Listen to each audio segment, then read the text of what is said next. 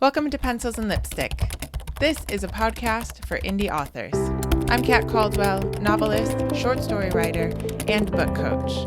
Here on Pencils and Lipstick, we're obsessed with all things story, and it is my goal to bring you the writing tips that you need to make your novel come to life. Hello everyone, welcome back to Pencils and Lipstick. This is episode 290 of the show, and it is December 8th as this goes out. And this week is going to be kind of our final writing discussion of 2025. So next week we have an interview for you with Victoria Nicola, and that will be our last episode of the year. So we will take a break for Christmas, mostly because I'm not sure anyone listens during Christmas as much as they usually do, and I don't want guests to sort of have a slot in which not everyone is going to hear their fun story. So I will actually put out, just a rerun of another episode. You guys can always go back and get all the episodes of Pencils and Lipstick. They're all out there, almost every single one since the beginning, honestly, except for the ones I lost when I had to move over, which were like the very, very, very beginning. But in this industry, some things stay the same and some things change very quickly. So the last few weeks, we've been talking a lot about social media and ads and selling in person. And all of those are things that you might want to listen to sooner rather than later, just because they will be relevant, probably for the next year, maybe even longer than that. But honestly, this world is changing so quickly. Who knows, right? So as we go into the end of the year, we're going to talk about one writing thing, kind of why you are stuck in the middle. I think getting stuck in the middle happens to almost everyone, and I have just a little idea on how you can possibly get out of the middle and move your story forward. Let's be honest and say sometimes when you get to the middle and you don't know how to move forward, that means that there isn't much of a story there. And not everyone will tell you that, but I will happily tell you the truth that sometimes you get to the middle and you just don't really have the full story. It's just not ready. It might not ever be ready. It might just be a really great character or a great idea for a short story, but it might not ever be novel ready. That being said, a lot of times we do get stuck in the middle, and that does not mean that it's not going to be a novel or shouldn't be a novel. It just means that you got to dig a little deeper. And in my personal experience, sometimes it means that I made a really big mistake in the beginning and I have to go back and fix it, which is probably not what anybody wants to hear. I never want to hear it, honestly, from myself. But that is usually, the honest truth. So as we go into January 2026 of, all numbers, of course, I think a lot of you are thinking about, what you did this year, what you're going to do going forward in the new year. Writing, publishing, like it has tweaked a little. Pretty much there are more and more books out there. You are going to have to push harder and harder to get seen. I do love the trend of people reading again, but I think that sometimes we can get stuck in a bubble on social media and think that everyone is reading and everyone is doing what we're doing, and the truth is, that's just not true. So you still will have to, in my humble opinion, have to wade through the noise, find your readers. And I think that takes a little bit more work than we all think. So I've been doing, working like kind of focused on ads for the last few months. And I want to say zeroing in on ads really is what I wanted to say. I've been focused on Instagram since May, I think, and I kind of go in and out a little bit. I'm not as, day to day I have to get that done, I probably post about 4 to 5 times a week now. And there's just something about it. They don't like me. That's all I can think of. I have grown, but I'm certainly not growing exponentially, which is kind of frustrating. And you can definitely get down about it. I don't like that at all. But it does, working on that along with ads has sort of shifted my perspective on stuff, because as much as you think you know your book, your keywords, your blurb, your readers, when you have to start targeting ads and you start paying for clicks that don't lead anywhere, the normal thing to do is to start asking why. Why are they not leading anywhere? Why are they not buying after they click? And if you want to actually end up selling, because here's the thing too, so many books sell, like so many readers who are readers want to find books, and there are books out there that do pretty well because they find their reader. And it doesn't mean that they're amazing books. It doesn't mean that they are life-changing books. Doesn't mean that you would like the book. That's fine. You and I don't have to like the same books, but there are books out there that sell, and they sell because they have found the right reader. And they find the right reader because the blurb lines up, and the keywords line up, and the title lines up, and the cover lines up, and the A+ content lines up. So all these things together, all that to say, I thought I had a huge handle on it until I got a couple ads in and realized my book, especially Bended Loyalty, was being pushed into the wrong area on Amazon. It was showing up next to Lit RPG books. Not the right readership. So I had to relook at my keywords. I'm having to test more of them in order to find like what those readers are going to be typing into the search bar. And it's just a humbling experience. I suggest it just to be humbled a little bit on maybe what you think is right is not right. And I dislike it just as much as you are probably cringing now. But have you ever had that experience where you thought it was great? It was really good. Of course this is going to find readers, and maybe it worked for a little bit and now it's not working. One way that I did find it was getting pushed into Lit RPG is that I have Publish Rocket. And if you don't have Publish Rocket, I highly recommend that you get it. I don't know if he's still running his sale, but I will put the link in the show notes. But it has a lot of information that you can find. And it now has this like Amazon ads area where you can put in 7 keywords that go with your book and it will just through those keywords in your book in the Amazon algorithm find comps. And that's where I found that my keywords are probably eerily similar to the keywords that Lit RPG authors are using. And so the algorithm only knows code and words, right? So it doesn't see the difference between mine. It just is outputting whatever I put in. And if I'm putting in the same as a genre, as authors of a genre that it doesn't go together with, then I'm the one that has the problem, right? So the other thing with ads is you have to wait. So I've heard 7 days to see if the new keywords will figure themselves out. So we're still waiting for that. Tomorrow's the 7th day. We will see if it fixes itself. I really hope so. But for 2026, I will be continuing to do that to really figure out ads for my books. I have decided that is kind of the way to find my readers.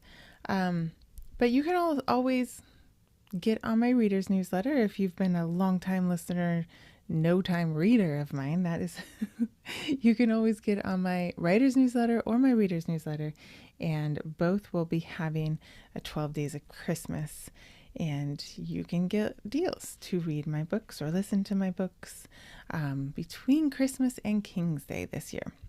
Well, that's when 12 days of Christmas always is. So I encourage you to maybe take this time to, while you're enjoying your family and the Christmas festivities, to maybe re-look at your keywords and your blurb and your A+ content, and making sure that it is bringing your book into, like, right up next to the books that you want it to be next to, that will have the same readership, right? So that's just my little pitch to you. There are so many people that teach ads out there. I think all of them are probably good. You got to go with who you like. You can also, like, David Cochran has great information on ads. You probably should just start there because he gives a lot of information for free, or like for, I think, $5.99 on his ebooks.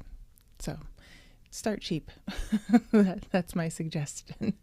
Don't go straight into spending $1,000. It is no longer 2015. It is 2026 almost. Oh my gosh. So muddy middle. Here are my thoughts on the muddy middle. There are times that you will write a story and it'll just go so fast and so easy.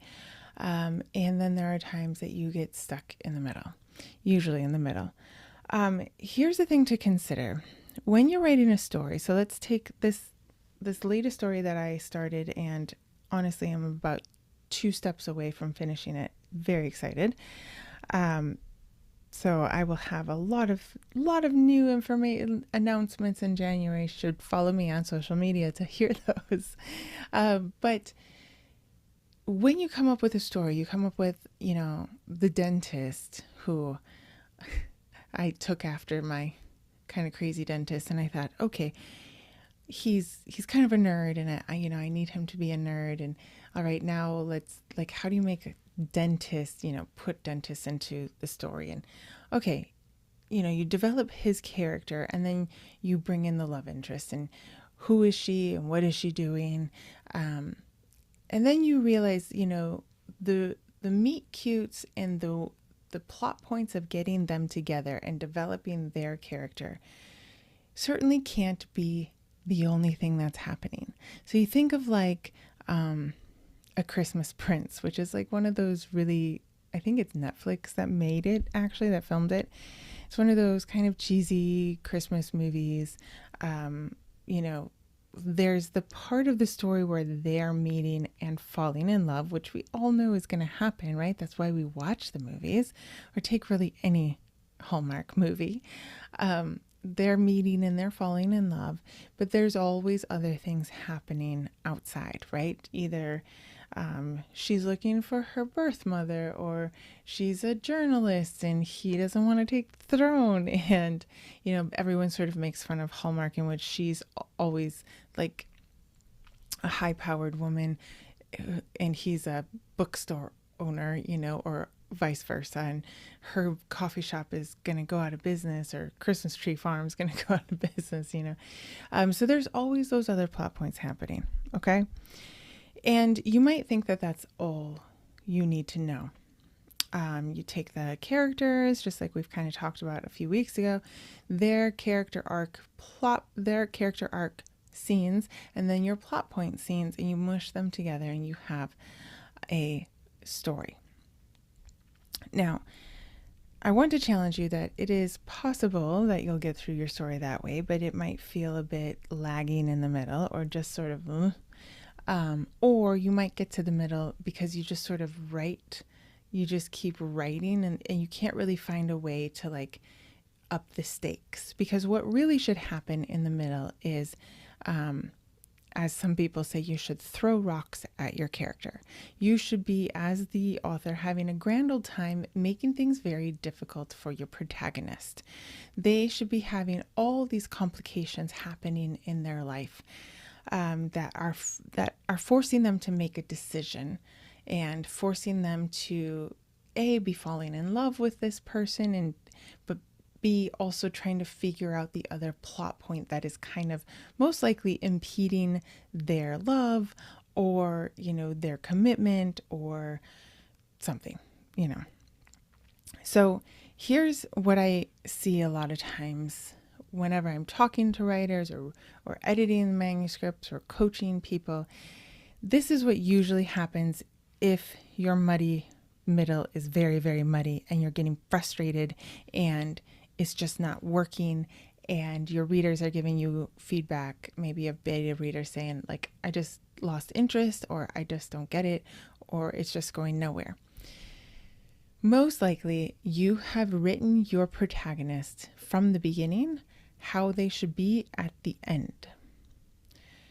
And this is actually something that a lot of times Hallmark does, and it drives me crazy. And those are usually the movies that no one really loves. But the movies that people do love are the movies in which the protagonist, while their personality is the same, they have somehow changed throughout the story, right? They have agreed to something. They have made a contract with life that has changed them somehow. Like, let's think about You've Got Mail. Very long time ago that I've seen this movie, but it's pretty simple, right? She owns a bookstore, independent bookstore. He is part of a corporate conglomerate, and they are going to build a giant bookstore next to them, or close to her bookstore, which is probably going to mean that she's going to go out of business. You got that plot point. You also have the two of them, unbeknownst to themselves, falling in love with somebody online, and it's actually them. You have two personalities that don't really change that much, but what does change is she agrees to the contract of life that things change, and as much as she would like to keep her mother's store, it's probably not going to happen, and that the world is moving on. Society, as much as they love saying that they love buying at independent stores, don't carry out the actions of that. And he also realizes that while they can make all these sales with this conglomerate, and they can push out the competition, and they're great at that, they actually do not have the connection with the customers that the smaller ones do, and they are neglecting that idea. And he's changing his perspective on who he is and what his point is in this life, and how that has all made him to sort of be the person he is and affected his relationships, right? And you could always go sort of deeper into those. As a writer, you get to say like whether they really do accept those things, or if they push forward and they change it, or you get to decide that as the author. What couldn't happen, though, is him starting out as somebody who understands the effects of corporate greed firsthand, and he does it anyway, and then he still understands it at the end, but he just doesn't like it or something. But he hasn't actually changed. He hasn't actually done anything, right? And you could have her railing against, corporate America and die with the ship, I guess you could say. But that wouldn't be a very satisfying ending, right? Usually the story ending has to have them sort of shift slightly in life, whether we like it or not. And usually it's the kind of things, even when we don't like it, that makes us uncomfortable. That's the kind of thing that makes your reader think, right? It sticks with you. Like, I haven't seen You've Got Mail in probably 30 years, but I remember those moments. I remember when she's sitting in the corporate, I don't remember what it was called, but she's sitting in that book area, and the hurried mom is looking for this book for her daughter who needs it for school the next day, and the worker has no idea what she's talking about. And Meg Ryan says, it's the ballerina shoes book. It's the series. It's by this author. You need to go find it here. And that's sort of when she's having this epiphany, right? And he is too. So these are things that will stick with you. So here's what if you start writing the book with the character already having become the best version of themselves, basically, because you want the reader to love them from the beginning, you don't really have anywhere to go, and you don't have anywhere to bring this character, and so your middle lags, because basically what your subconscious is telling you is there's no place for them to be. They're already at the finish line. And so what you really need to do is evaluate your character. And if they are the person that you really like and there's really not much to add to them, you pull that part of them to the end. And then you have to step back and say, okay, if that is how I want them to end up, how do they need to be? What do I need to take away from them, or tweak or twist or make darker to start out in the beginning? Okay. If you want Humphrey Bogart to be the hero at the end of Casablanca, he has to be an anti-hero at the beginning of Casablanca. Right? We always forget, because we love Humphrey Bogart, but we forget that his character is not a hero the entire time. What's the point of that story if he is? So if you want your character to be, loving at the end of the story, then they need to be kind of a grouch or unloving, or have, a wound at the beginning that sort of has them putting up walls. If you want them to be generous at the end, then they need to be stingy at the beginning for reasons, right? But, it's like Scrooge, like A Christmas Carol. He can't be generous the entire story. Like, what's the point of the story? The ghost will never come to see him. It's when the ghosts come to see him and he sees how, he has an effect on life and what is happening to those around him, that he wakes up and he changes, right? And of course, a lot of us don't want like that sort of slap your face, like complete 180 in our characters, but we do want changes happening with them, right? We want, if they want to be committed by the end, then they have to be commitment phobic at the beginning, whatever that is. So take your character and, write down and be honest with how they are, how you really want them to be at the end. I'm betting that they're probably already like that. And so then you're going to need to go back and find that opposite. And it's not actually that hard to find that. What's hard is you have fallen in love with a character that you now have to make not perfect. And I'm sure you've heard this advice, like, don't make perfect characters. And that's okay, like, whatever. Oh, she has a flaw, like has a scar, I don't know, or she's, has a stutter or whatever. And that's not actually what that means. What that means is they can't be the hero at the end and at the beginning. They have to not be something at the end, at the beginning, to accomplish that thing at the end. Okay? So when we talk about non-perfect characters, we're not talking about physical flaws or like little flaws that don't affect the plot line. We're talking about something that affects the plot line. We're talking like Casablanca, when he says, I stick my neck out for no one. Like, that's really actually pretty cold and callous, y'all, if you think about it. Okay? We're talking like steal this woman's independent bookstore out from under her kind of callous, right? We have to give them something and have them make these decisions. And the way that they see the world, they're going to make a decision that is actually hurtful to other people until they change their mind, or they change their worldview, or they get an epiphany about it. Okay? So if they're not actually making decisions to hurt somebody else, they are too perfect. I hope that makes sense to you guys, because when you sort of get that, you will be able to write so much quicker and fix those things that you know in your gut are not working.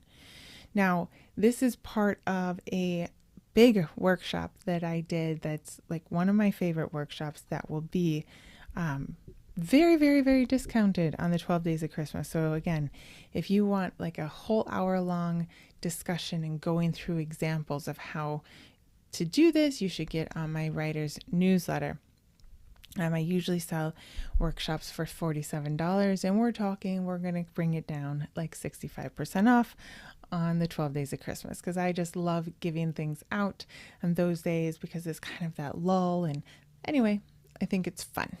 But I hope that this will carry you, or at least get you thinking through Christmas. I do want to tell you not to be too hard on yourselves if you don't get a lot of writing done for the next few weeks. This is Christmas. Enjoy it. If you have snow, go throw a snowball. If you have sunshine, go enjoy that sunshine wherever you are. If you're on the beach, I'm jealous. But just enjoy this time. Don't be too hard on yourselves. We can start writing again in January. It'll be all right. But I just want to encourage you guys to have a good time and get on my writer's newsletter, because you're going to want to be there for the 12 days of Christmas. Otherwise, I'll meet you back here on December 15th for an interview with Victoria Nicola. Be sure to like this episode and the show and subscribe and share it. Please share it with all your writer friends. It's always helpful. I think writing tips are always fun to listen to in the car, so I appreciate you guys sharing them. And again, for the new year, if you want to be on the show, or you know someone who wants to be on the show, let me know. You can DM me on Instagram or on TikTok, or you can write directly to me on my website, katcaldwell.com. But until then, guys, have a great week.